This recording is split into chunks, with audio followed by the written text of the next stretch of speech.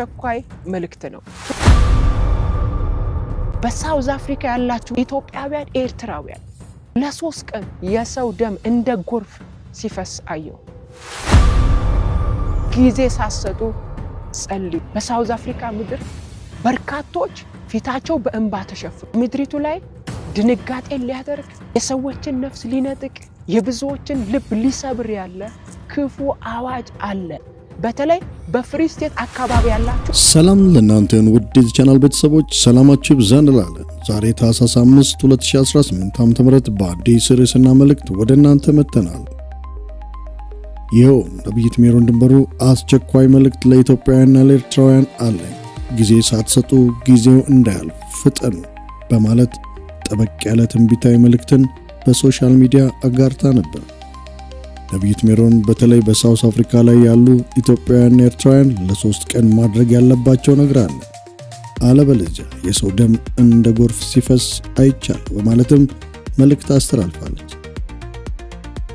ይህንን ሙሉን መልእክት ይመልከቱ እያልን ለዚህ ቻናል አዲስ ከሆኑ ሰብስክራይብ በማድረግ ይጀምሩ። ወደ መልእክቱ እንሄዳለን። ሰላም፣ ይህ ያዳመጣችሁ ትንቢት ታኅሳስ 5 2018 ዓ.ም በነብይት ሜሮን ድንበሩ ስለ ደቡብ አፍሪካ የተላለፈ ትንቢታዊ መልእክትን ነበር። 4 ወራትን አስቆጥሮ ትንቢቱ እውን ሆኗል። በጊዜው አስተላልፈው የነበረውን ትንቢት ምን ይመስል ነበር? ቀጥሎ የምናየው ይሆናል። የእግዚአብሔር ሴት ነብይት ሜሮን ድንበሩ ትላንት በሶሻል ሚዲያ በድጋሚ ስለ ኢትዮጵያ አስቸኳይ መልእክት አስተላልፋለች። ስለ ኢትዮጵያ የተላለፈው አስቸኳይ መልእክት ምን ይሆን? እስከ መጨረሻው ይመልከቱ፣ ምላሹን ያገኙታል። ለዚህ ቻናል አዲስ ከሆኑ ሁልጊዜ እንደዚህ አይነት ሀገራዊና ዓለም አቀፋዊ ትንቢት ይደርሶታል። ሰብስክራይብ በማድረግ ይጀምሩ። ቀጥታ ወደ መልእክቱ እንሄዳለን። ሰላም ለእናንተው ይህንን ሚዲያ የምትከታተሉ ሁላችሁም የክርስቶስ ኢየሱስ ሰላምና ጸጋ ይብዛላችሁ። እህታችሁ ሜሮን ድንበሩ ነኝ። ዛሬ ወደ እናንተ ብቅ ያልኩት በአስቸኳይ መልእክት ነው። ሁላችንም በአንድነት እንድንጸልይ ስል ጥሬን አቀርባለሁ። እንደምታውቁት ለ90 ቀን እየጸለይኩ ነው ያለሁት። ዛሬ 82ኛ ቀን የጸሎት ቀን ነው። በዚህ ቀን ላይ እግዚአብሔር ስለ ሳውዝ አፍሪካ ምድር አሳየኝ። በሳውዝ አፍሪካ ምድር የሰው ደም እንደ ጎርፍ ሲፈስ አየው። ይህንን ካየው በኋላ በርካቶች ፊታቸው በእንባ ተሸፍኑ ልባቸው በሐዘን ተሰብሮ አየው። ይህንን ራእይ እንዳየው በእግዚአብሔር ፊት እጸልይ ነበር። እየጸለይኩ ያለ ጌታ እንደዚህ ያለኝ፣ ምድሪቱ ላይ ድንጋጤን ሊያደርግ የሰዎችን ነፍስ ሊነጥቅ የብዙዎችን ልብ ሊሰብር ያለ ክፉ አዋጅ አለ። ስለዚህ እየተቃወማችሁ እያፈረሳችሁ ጸልዩ አለኝ። ከዚህ ቀደም ከወራት በፊት ስለ ሳውዝ አፍሪካ ጌታ የተናገረኝን መልእክት ነግሬያቸዋለሁ። ይህንን መልእክት ግን ልክ ስሰማ ልቤ በጣም ከበደ። በእግዚአብሔር ፊት እየጸለይኩ ነበር። በዚህ መልእክት ላይ በእግዚአብሔር ፊት እየጸለይኩ ያለ ጌታ መልሶ ምን አለኝ? ስለ ፍሪ ስቴት ጸልይ አለኝ። እንግዲህ ታውቃላችሁ በሳውዝ አፍሪካ ያላችሁ በተለይ በፍሪ ስቴት አካባቢ ያላችሁ በእግዚአብሔር ፊት ጸልዩ። ደግሞ በሳውዝ አፍሪካ ያላችሁ ሁላችሁ በሰው ልጆች ላይ ጠላት ሊያደርግ ያለውን ክፉ ሐሳብ እየተቃወማችሁ ጸልዩ። በሳውዝ አፍሪካ ያላችሁ ሁላችሁ በዚህ መልእክት አጥብቃችሁ ጸልዩ። እኛም እንጸልያለን። እየጸለይኩ ያለ ግን እኔን የተሰማኝ ምናልባት በሳውዝ አፍሪካ ሆናችሁ ይህንን መልእክት የምትሰሙ ለሶስት ቀን ጾምና ጸሎት ይዛችሁ በዚህ መልእክት የጠላትን ክፉ ሐሳብ እየተቃወማችሁ እያፈረሳችሁ እንድጸልዩ በጌታ ፍቅር ጥሬን አቀርባለሁ። በእርግጥ አውቃለሁ ከዚህ ቀደም እግዚአብሔር በሚናገረኝ ሀገራዊ መልእክቶች በቸርች ላይ ጸሎትን ጾምን እያወጃችሁ በሳውዝ አፍሪካ ላይ የምትጸልዩ በርካታ አገልጋዮች አላችሁ፣ ቅዱሳኖች አላችሁ። አሁንም ይህን መልእክት ከሰማችሁበት ጊዜ አንስቶ ጊዜ ሳትሰጡ ጸልዩ። እኛም ባለንበት እንጸልያለን። በተለያየ ዓለማት ሆናችሁ ደግሞ ይህንን መልእክት የሰማችሁ ስለነሱ እንድጸልዩ ጥሬን አቀርባለሁ። ጌታ ኢየሱስ ክርስቶስ የተባረከ ይሁን። አባት ሆይ ስለዚህ ሰዓት እጅግ አድርገን እናመሰግናለን። ይሄ መልእክት በተለያየ ዓለማት ሆነው የሚሰሙ ሁሉ በዚህ መልእክት ላይ ሸክም ተሰምቷቸው የጠላትን ክፉ ሐሳብ እየተቃወሙ እያፈረሱ የሚጸልዩበትን ኃይል ስጣቸው። ይሄ መልእክት የሚሰሙ ሁሉ በፊት ተንበርክከው ስለ ህዝቡ ሸክም ተሰምቷቸው የሚጸልዩበትን ጸጋ አብዛላቸው። ደግሞ በሳውዝ አፍሪካ ያሉ ቅዱሳኖች ህዝቦች ኢትዮጵያውያን ኤርትራውያን በእነሱ ላይ የተመከረ ክፉ ምክር በስደተኛው ማህበረሰብ ላይ የተመከረ ክፉ ምክር ሁሉ በኢየሱስ ስም እንዲፈርስ ጸልያለሁ። ምድሪቱን የደም ምድር ሊያደርግ የሰውን ደም እንደ ጎርፍ ሊያፈስ የተዘጋጀ ክፉ እቅድ ሁሉ እንዲፈርስ በኢየሱስ ስም ጸልያለሁ። በሳውዝ አፍሪካ የሚኖሩ ሁሉ በምህረት እንዲጠበቁ በቸርነት እንዲከለሉ ጸልያለሁ። በዛ ያሉ ኢትዮጵያውያን ኤርትራውያን የተለያዩ ስደተኞች ካንተ የተነሳ ማምለጥ መሸሸግ እንዲሆንላቸው በኢየሱስ ስም ጸልያለሁ።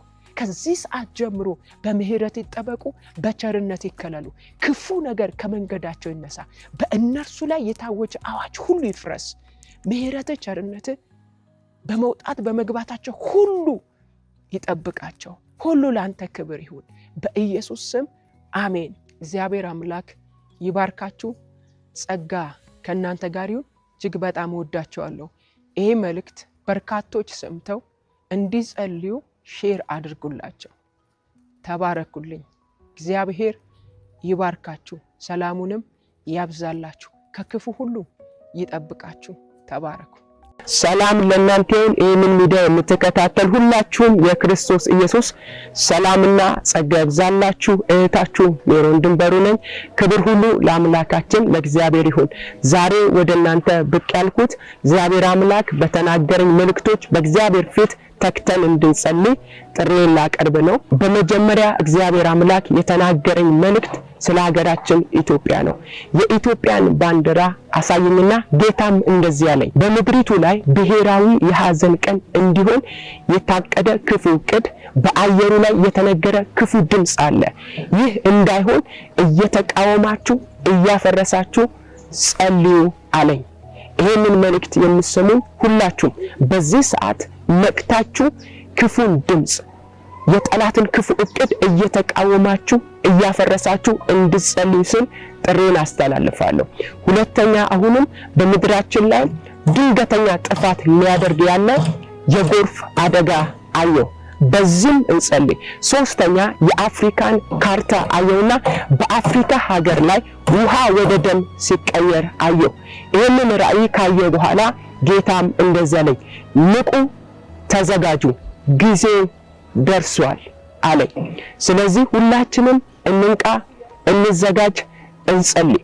በተለይ ስለ ሀገራችን ኢትዮጵያ በዚህ ሰዓት አጥብቀን በእግዚአብሔር ፊት ተክተን የምንጸልይበት ጊዜ ነው። ጊዜው የጸሎት ጊዜ ነው።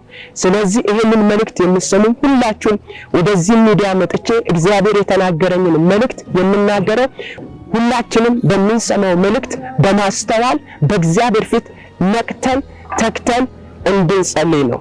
ስለዚህ ሁላችንም በዚህ ሰዓት ስለ ሀገራችን ኢትዮጵያ ስለ ትውልዳችን በእግዚአብሔር ፊት ተክተን ነቅተን እንጸልይ። ክፉ ያለው ጠላት ያለው ጨለማ ያለው አይሆንም። እግዚአብሔር ያለው ደግሞ በእኛም ላይ በምድራችንም ላይ ይሆናል አምናለሁ።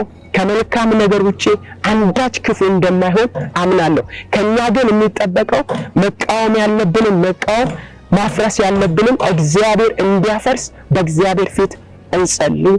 ተባረኩ። እወዳችኋለሁ። እግዚአብሔር አምላክ ስለዚህ ሰዓት እናመሰግንሃለን። ብዙ ምህረት፣ ብዙ ቸርነት፣ ብዙ በጎነት ስለበዛልን ስሙ ይባረክ። እነሆ እግዚአብሔር አባት ይህ በምድራችን ላይ ጠላት ያቀደው ክፉ ዕቅድ የጨለማው ዓለም አዋጅ ከምድራችን ኢትዮጵያ ላይ ከአየሩ ላይ በክርስቶስ ስም እንዲሻር ጸልያለሁ። ጠላት በአየሩ ላይ የለቀቀው ክፉ ድምጽ በክርስቶስ ኢየሱስ ስም እንዲሻር ጸልያለሁ። በምድራችን ኢትዮጵያ ላይ የታቀደ ማንኛውም ክፉ ዕቅድ፣ ክፉ አዋጅ በኢየሱስ ስም የተሻረ እንዲሆን ጸልያለሁ። ከዚህ ሰዓት ጀምሮ በየትኛውም አቅጣጫ የታቀደ ክፉ ዕቅድ፣ የታሰበ ክፉ ሐሳብ ሁሉ በስም ስልጣን በጌታ በኢየሱስ ስም የተሻረ እንዲሆን ጸልያለሁ። ለሀገራችን ሰላም፣ ለሀገራችን ከፍታ፣ ለሀገራችን መለምለም መባረክ በኢየሱስ ስም እንዲሆን ጸለይኩ። ሀገራችንን ኢትዮጵያን በሰላም በእረፍት እንድትባርክልን በኢየሱስ ስም ጸለይኩ። ይህንን መልእክት የሰሙ ደግሞ ይህ መልእክት ከሰሙበት ሰዓት ጀምሮ በሰጠን መልእክትና ድምጽ በማስተዋል ነቅተው የሚጸልዩበትን ጸጋ እንድታበዛላቸው በጌታ በኢየሱስ ስም እለምንሃለሁ። ሁሉ ላንተ ክብር ይሁን በኢየሱስ ስም አሜን። ጌታ ኢየሱስ ክርስቶስ ይባርካችሁ። እጅግ በጣም እወዳችኋለሁ። ይሄ መልእክት የደረሳችሁ ለሌሎች እንዲደርስ እንዲጸልዩ ሼር አድርጉላቸው። ተባረኩ። ጸጋ ከናንተ ጋር ይሁን። ጊዜው የጸሎት ጊዜ ነው። እንንቃ። በእግዚአብሔር ፊት ስለ ሀገራችን ኢትዮጵያ ተክተን እንጸልይ። ተባረኩ። ሀገራችንን ኢትዮጵያን እግዚአብሔር በሰላም በከፍታና በበረከት ይባርክልን። ውድ ተመልካቾቻችንና አድማጮቻችን ለዛሬ ይዘን የመጣን መልእክት ይህን ይመስል ነበር። በሌላ አዲስ መልእክት እስክንገናኝ ሰላም ለእናንተ ይሁን። መልካም